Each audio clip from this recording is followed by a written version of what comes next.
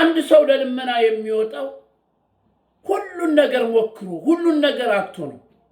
ስራ ሞክሮ ንግድ ሞክሮ የፈለገውን ያህል ተፍጨርጭሮ ያ ሁሉ ተማጦ ሲያልቅበት ነው ራሱን አዋርዶ በቃ በሰው ፊት ራሱን እየተሰቀቀ ልመና የሚመጣው። ሄደረዛ ለሰርታት በራ ይሄን የመሰለው ጉልበት ይዘህ ምናምን ይሄን የመሰለው ቁመት ይዘህ ይሄን የመሰለው ወዘራ ይዘህ ሂድና ሰርተ ብላ ትሉታላችሁ። ይህ ሊባኖስ ሚዲያ ነው። ሰብስክራይብ ሸር አድርግ። ነግራለሁ፣ አስረዳለሁ። ስለ ልመና አይደለም ልነግርህ የፈለኩት ነገር አለ። በኢትዮጵያ ሰማይ ስር እየሆነ ያለ ነገር አለ። እንድትረዳ በቀላሉ እንድታውቅ ብዬ ነው ይሄን ያመጣውልህ። በምሳሌ እንድትረዳ ብዬ ነው ይሄን ያመጣውልህ እንጂ ስለ ለማኝ ወይም ስለ ልመና ልነግርህ አይደለም።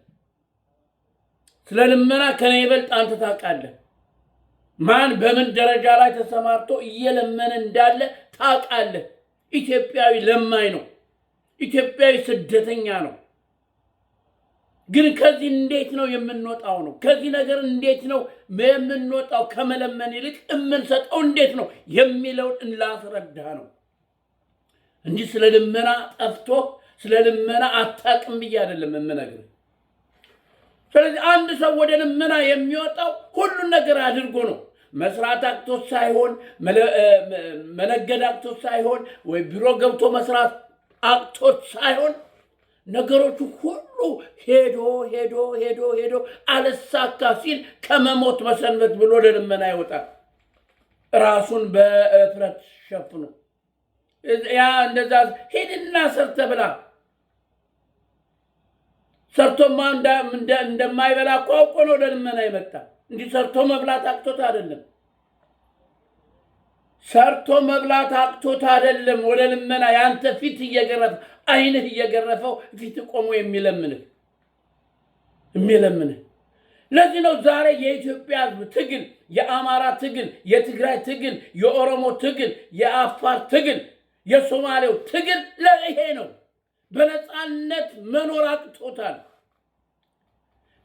በነፃነት ወጥቶ መግባት ስላቃተው እንዲጠፋ ስለተወሰነበት ነው ዛሬ ነፍጥ አንስቶ ትግል የገባው ለዚህ ነው እንጂ በነፃነት በሰላም ተኝቶ ማደር፣ በሰላም ወጥቶ መግባት፣ በሰላም ሰርቶ መኖር አቅቶት አይደለም። ያ እድል ስለተነፈገው ነው። እንዲጠፋ ስለተወሰነበት ነው። የአማራ ነፍጥ ማንሳት በለው፣ ትግራይ ነፍጥ ማንሳት በለው፣ ኦሮሞ ነፍጥ ማንሳት በለው፣ አፋር ነፍጥ ማንሳት የየራሳቸው የሆነ ኬዝ አላቸው፣ የየራሳቸው የሆነ ኮዝ አላቸው ነፍጥ የሚያነሱበት። አብይ ያለውን አልሰማህም እንዴ? ምንድን ነው ያለው? ኢትዮጵያ የሚያስፈልጋት 50 ሚሊዮን ህዝብ ብቻ ነው ያለው። ከ130 ከ140 ሚሊዮን ውስጥ የሚያስፈልጋት የነጠረ 50 ሚሊዮን ነው የሚያስፈልጋት ብሎ እኮ ነው አንተ በየተራ እየበላህ ያለ፣ በየተራ እየወገረህ ያለ። ስለዚህ ዛሬ ስለ አማራ ትግል፣ ዛሬ ስለ ኦሮሞ ትግል፣ ዛሬ ስለ አፋር ትግል፣ ዛሬ ስለ ትግራይ ትግል ለምን ነፍጥ አነሳ ብለህ አትጠይቀው። የሚጠየቅ አይደለም። እያየህ ነው፣ እየሆነ ያለውን እያየህ ነው፣ በአይንህ እያየህ ነው። ለምን ብለህ አትጠይቅ። የለማኙን ጉዳይ ያመጣሁልህ እንድትረዳ ብዬ ነው። አየህ ዛሬ አንተ በልተህ ጠግበህ ታድር ይሆናል። በልተህም ጠግበህም ብታድር በሰቀቀን ነው የምተኛው። የቅዠት ህልም ነው መኝታ ነው የምተኛው። ዛሬ በብልጽግና ጉያ ስር ተሸሽገ የእንግዴ ልጅ ሁነህ አረማሞ ሁነህ በወገን ደም የወገንን ደም እየጠጣ የወገንን ደም ስጋ እየበላ ብትተኛ የቅዠት መኝታ ነው እንጂ የምተኛው ንጹህ መኝታ አትተኛም። እንዲያውም ነፍጥ አንስቶ የሚዋጋው ካንተ የበለጠ ሰላም አለው። ነፍጥ አንስቶ የተነሳው ካንተ የበለጠ ሰላም አለው። ካንተ የበለጠ እርካታ አለው። ለምን? ህዝቡን ሊታደግ ነው፣ ኢትዮጵያ ሊታደግ ነው የወጣ።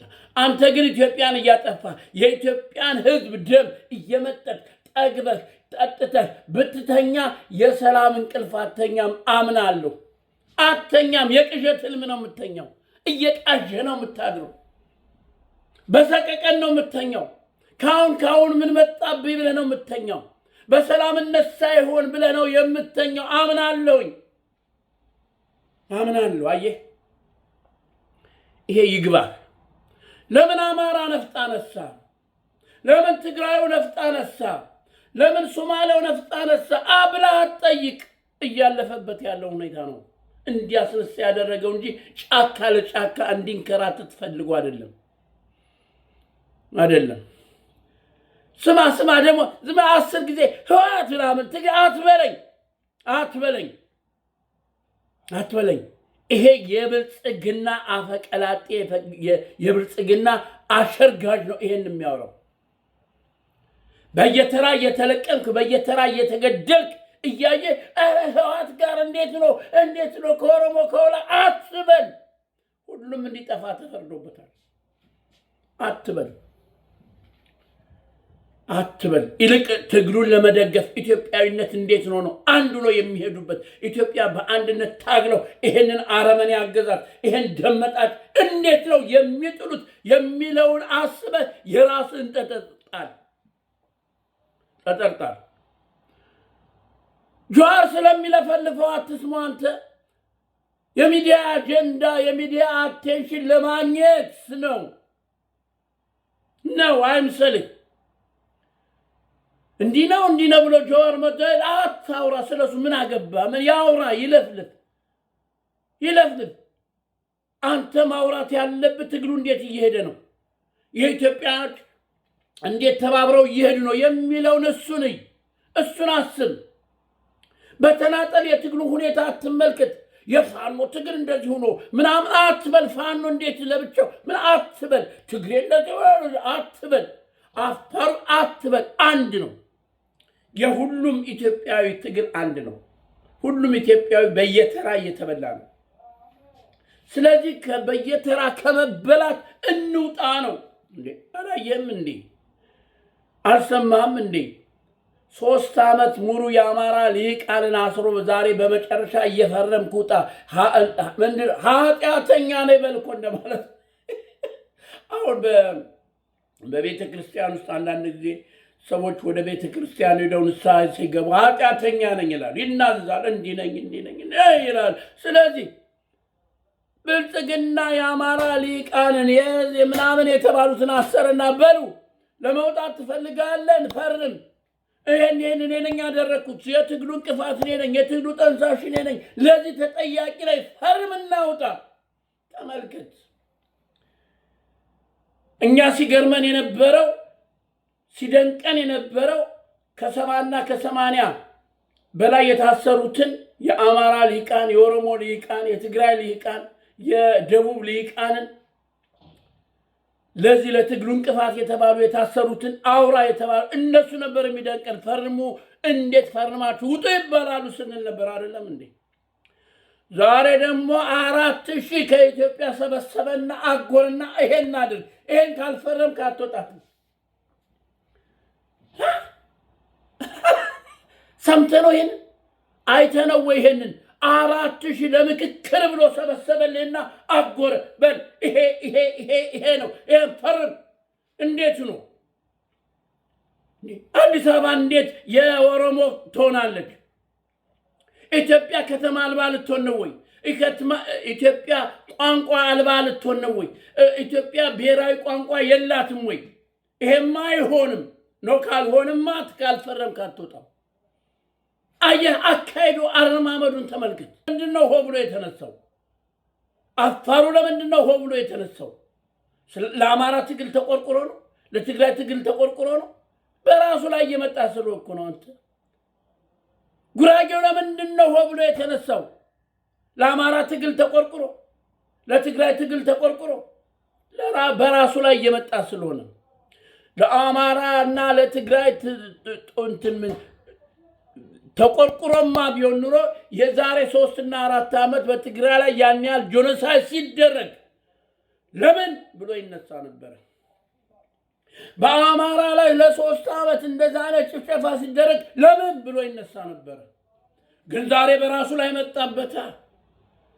በራሱ ላይ መጣ፣ በኦሮሞ ላይ መጣ፣ በሶማሌው ላይ መጣ፣ በአፋሩ ላይ መጣ። ስለዚህ የራሱን አጀንዳ የራሱን ኬዝ ይዞ ተነሳና አይ አልጠፋም ብሎ ህብረት ፈጥሮ እየመጣል ነው። ስለዚህ ህብረቱን ለማቆሸሽ የህብረቱን አካሄድ ጥላሸት ለመቀባት እንደዚህ እኮ ነው፣ እንዴት ከነሱ ጋር እንዴት ከዛ ጋር ብለህ አታውራ። አውቅህም ሳታውቅም የብልጽግና ፈቀላጤ እየሆንክ ነው። ይህን ተረዳ። ለምን ሰርተህ አትበላ? ለምንድን ነው ሰርተህ ማትበላ? ለምንድን ነው የምትለምን? ሰርተህ የማይበላበትም ምክንያት አለው። ያንተን ፊት ላይ ያንተን ላጭ እንድታዝረበርብበት ያንተን ምራቅ እንድተፋበት አይደለም ለልመና የወጣው። ወዶ ሳይሆን ተገዶ ነገም ቀን አለ ብሎ ይችን ቀን ለማሳለፍ ነው በፊት ቆሞ እጁን የዘረጋልህ እንጂ መስራት አቅቶት አይደለም። እንዳንተ መስጠት አቅቶት አይደለም። ሁሉን ነገር ሞክሮ ስላጣ ብቻ ነው ፊቴ የቀረበው ያንተ ምራቅ እንድተፋበት ያደረገው። ሂድና ሰርተህ ብላ። አማራ ለምንድን ነው ነፍጥ ያነሳው? ትግራይ ለምንድን ነው ነፍጥ ያነሳው? አፋሩ ለምንድን ነው ነፍጥ ያነሳው? እንዲጠፋ ተወስኖበታል። ከምድረቀስ ከህልውናው እንዲጠፋ ስለተወሰነ በቃ ሄዶ ሌላ አንድና ሌላ የለም። ኢትዮጵያ እንድትጠፋ ተወስኖባታል። ኢትዮጵያን እኮ የአገር አልባ መታወቂያ የኢትዮጵያ ዋና ከተማ ማን ነው? አዲስ አበባ። አሁን እሱ አዲስ አበባ ወደ ኦሮሞ የኢትዮጵያ ዋና ከተማ ማን ነው? ንገረኝ እስቲ። ምንም የለም። የኢትዮጵያ ብሔራዊ ቋንቋ የትኛው ማን ነው? አናውቅም። ምንም የለማ። ኢትዮጵያ በእኩልነት በአንድነት በሰላም የምትኖርበትን ስርዓት ለማምጣት እያንዳንዱ ኢትዮጵያዊ እያንዳንዱ የራሱን የሆነ ጠጠር መጣል አለበት። እያንዳንዱ ሌላው በደማው ሌላው በቆሰለው ሌላው በአፈር ድሜ በበላው አንተ ነገ ከነገ ወዲያ አንተ እኛ ኢትዮጵያ ልትል አይደለም። የራስን ተጠርጣል ጣል። እያንዳንዱ ደግሞ ዋጋ ትከፍላለህ። ዛሬ ፍርፋሪ እየለቀምክ በጋቾ እየተመታ ልጋግን የምታላግግ የብልጽግና አሽከር የሆንክ ሁሉ ነገ ከነገ ወዲያ ትጠየቃለህ። 4,000 ሰበሰበና ፈርም። ኢትዮጵያ ሀገር አልባቱን ኢትዮጵያ ዋና ከተማ አልባቱን ፈርም። ለኦሮሞ ስጥ አዲስ አበባ። ካልፈረም ካትለቃት አትሄዳትም። 4,000 እያየ ነው እየሰማ ነው። ዝም ብዬ አይደለም በማዶ ሜዳ ላይ አይደለም እምዘፍንልህ ወይም እምፎክርልህ። እየሆነ ያለውን እያየ ያለውን ነው። ፈርም። አዲስ አበባ የኦሮሞ ናት። ብሔራዊ ቋንቋ ኢትዮጵያ አስፈልጋትም። ፈርም። አልፈርምም። ካልፈረም ካትወጣትም 4,000 ሆስቴጅ ታግቶ ነው ያለው። ይሄ ነው አየህ፣ የብልጽግና አካሄድ የብልጽግና አረማመድ ይሄ ነው። ይሄን እያወቅህ ዛሬ ስለ ብልጽግና ተነስተህ ትሟግታለህ። ስለ ጀዋር ምናምን እንደዚህ ያለ አታንሳ። ጀዋርን አቴንሽን ለማግኘት ነው። ምንም የሚያመጣው ነገር የለም። የተበላ ቁም ነው። ዞሮ ዞሮ ወደ ቤቱ ነው ሄደ። እመነኝ፣ ዞሮ ዞሮ ወደ ቤቱ ነው ሄደ። ስለዚህ ለምን ሰርተህ አትበላም?